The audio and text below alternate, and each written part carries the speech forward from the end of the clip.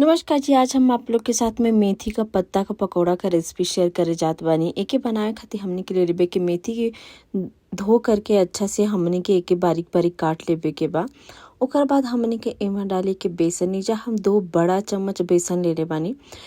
बेसन 2 बड़ा चम्मच आप अपनी क्वांटिटी देख लीजिए कितना बा आपके मेथी का, वो हिसाब से ओमा बेसन जाई। हम एजा 2 लोग खातिर बनाओ तनी ते एजा हम ले ले रहनी है 1 कटोरी मेथी के धो के काट के रख ले रहनी है। ओमा डालनी है 2 बड़ा चम्मच बेसन, 1 बड़ा चम्मच चावल का आटा। ओकर बाद हम एजा डाल देतनी अदरक लहसुन और हरी मिर्ची का पेस्ट। उ जरूर डालब जा पेस्ट करके, ताकि तभी अच्छा स्वाद आई। ओकर बाद डाल देबे के आधा चम्मच हल्दी, नमक। ओकर बाद हमनी के डाले के एमा रेड चिली पाउडर।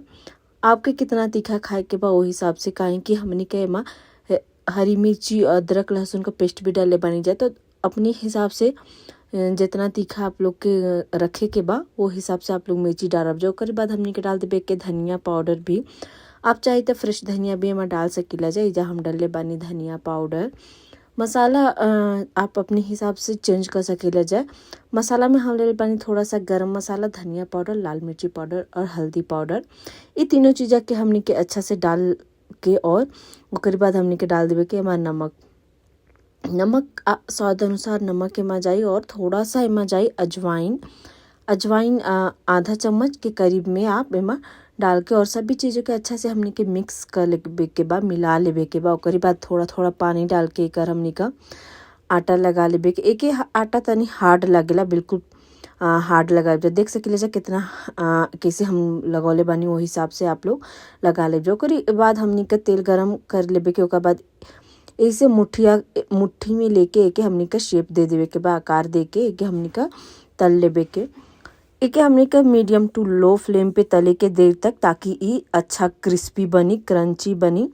ओकरा खातिर हमने का मीडियम से लो फ्लेम पे ही एके तले के। एके तले में 5 से 6 मिनट लागे। धीमे आंच पे ही तलब जा, ज़्यादा तेज़ आंच पे बिल्कुल मत तलब जा।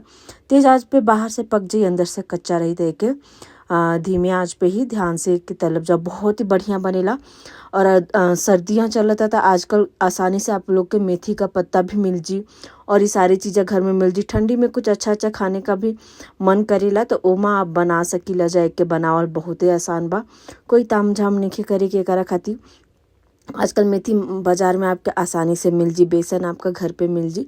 तो एक बार बना के ट्राई करब जा। अगर आप लोग के पास चावल का आटा नहीं है तो चावल के भिगो के ओकर पेस्ट बना के भी आप लोग ऐड कर सकीला जा।